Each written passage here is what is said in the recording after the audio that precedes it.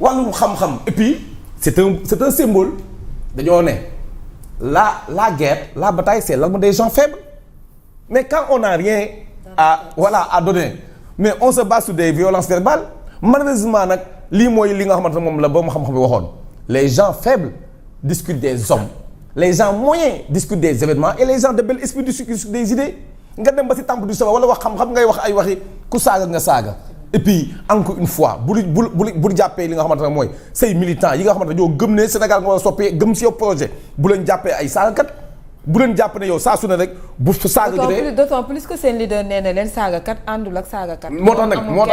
nag alors moom mu génn ne ku saaga foofu laa bëgg a daal rek moo tax nag il est temps que nag bu fekkee ne Ousmane Sonko loolu mu doon wax moom dëgg la woon ci moom te mi ngi woon ci moom il est temps que mu génn ak Birame Souleye sa loolu nga wax noonu teg ko fële wala yow sa bopp sax ñu sanctionné la mais nag c'est normal parce que am na ñoo xamante ils veulent plaire au roi en voulant chercher à plaire le roi on dit que du n'importe quoi. Merci président Lamine Gueye sur la question jëm ci sortie bi mu def moom ci université ba pare di persister quand même. man de xanaa sax daa nekk sujet moo tax ma ciy wax mais sincèrement Birame Souleye moom il est coutumier des faits. njombe bi mu fi waxoon ci président Côte d'Ivoire bi loolu njombe mënu koo gën a rëy. qu'est-ce qui s'est passé après. il s'est mea culpa la def. mais mea culpa boobu warul yem foofu rek dafa war a continuer c'est-à-dire penalty bu mel noonu boo ko defee lu grave noonu nga wax ko ba ñëpp tiit am ñu wax ak yow nga ñëw baalu mais lan nga war a jàngee ci loolu mooy désormais lu may waxati dinaa ko xool li gars yi naan il faut remuer la langue 7 fois daa ngi gën a nekk xale loolu la ñuy wax avant de parler il faut remuer la langue 7 fois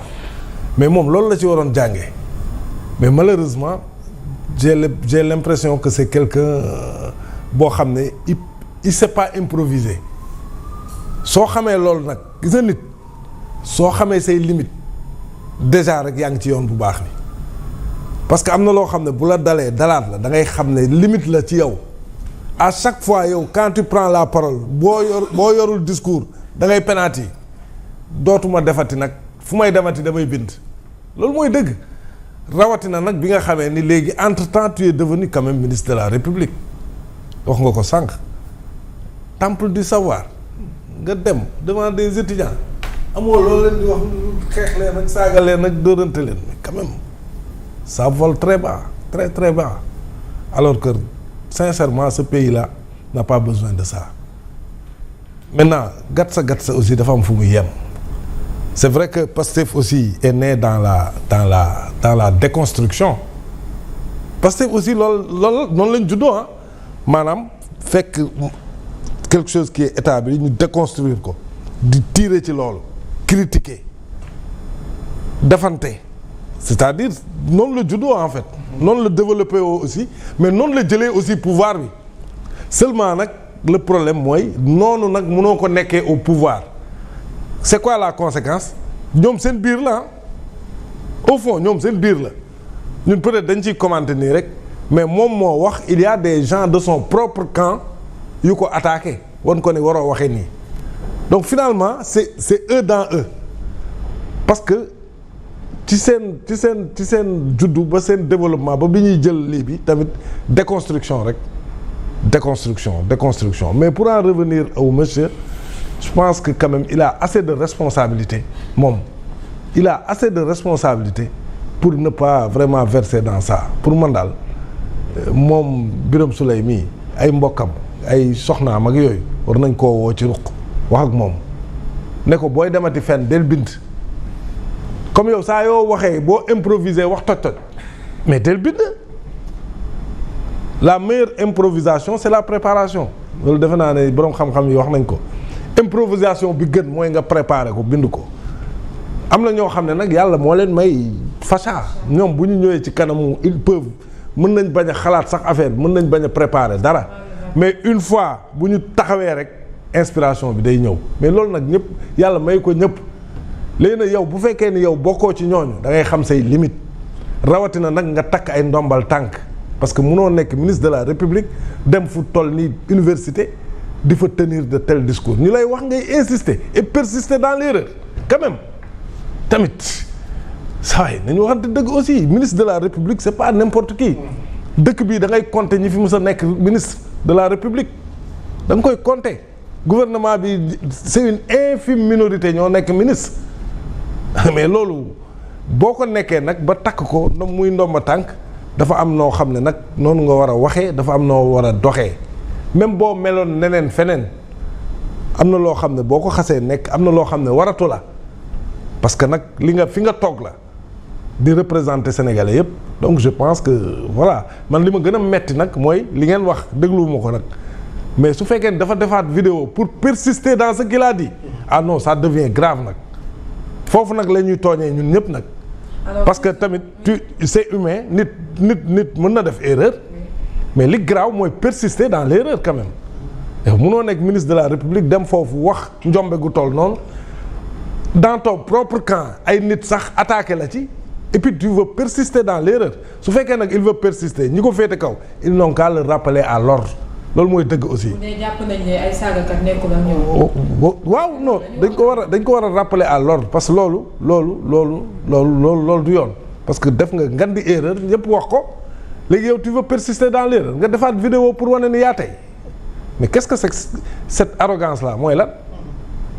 est-ce que loolu moo taxoon quand même ñu ñëw quand même il faut que nit ñi respecter nit ñi c'est pas parce que tu es ministre tu ne respectes pas les Sénégalais du yoon teg ko fenn. warul dem foofu di wax ay nañ ku leen non ay baatu saaga sax moo warul génn ci autorité dañ waxante dëgg déjà li nekk ci place publique bi rek dafa doy sëkk déjà ñun nit ñaa ngi xool nan la ñu mën a dépasser situation boobu c'est parce que c'est ça notre rôle chaque jour dañuy toog fii di ko wax ne on ne cautionne pas les injures et les insultes et les insanités kenn cautionné wul loolu mais loolu nag nan la ñuy def ba sur la place publique ñu génn ci situation boobu loolu la ñu war a xalaat. parce que bu ñu demee ba premier ministre ci boppam ne bu ñu koy saaga président du ko défendre xam nga kon am na fu affaire bi toll. waaw mais pour léeg ñu xool solution nan la ñuy génnee ci loolu léegi un ministre dans le gouvernement moo toog fële di promouvoir ay saaga. quand même. pour défendre son poste. ah mais défendre son poste. loolu kay il enfonce son poste. loolu de ne serait-ce que pour ça sax il doit sauter. su fekkoon ni on est dans un pays normal xoola njombe yu mel noonu boo ko defee da nga war a tëb dañ la war a dindi c'est-à-dire pour que nit ñi xam ne fawatuñu ay affaire saaga moo fi amatul. booy wax da ngay wax lu rafet. promouvoir lu rafet promouvoir dëgg mais munoo dem ba lu toll ni université nga fay promouvoir ay saaga quand même ci ministre de la République. ça très bien am na solo alors tey bu ñu gisee sorties yi bari na ku ci nekk yaa ngi génn pour bëgg mën na amaana défendre ki nga xamante ne peut-être moom moo di le premier ministre wala jéem a def ne pour wane ne yow neex nañ la wala dara ñu gis ne Birame Souleye génn na yëkkati kàddu yooyu ba ñenn ci xale yi nga xamante ne ñoo ànd ak ñoom di ko recadrer ñu gisati kii di même Cheikh Thioro Mbacké également génn alors ñu gis ne génn yi bëri na député day génn fii PCA génn fële directeur génn fee ba ci ministre tey ci gouvernement bi. waaw soxna Fatima d'abord maa ngi ndokkeel bu baax le maire Dakar Plateau Alioune Ndoye ci cérémonie bi mu defal samedi suñu papa Lamine Diack ci tali boobu mu ko tuddee di nuyu bu baax njabootam yëpp Khalil ak Masata di nuyu bu baax le grand serigne de Dakar Abdoulaye Diop Makhtar def na fa benn historique qui est Lamine Diack que je recommande cette vidéo cette partie de vidéo boobu nañ ko exploiter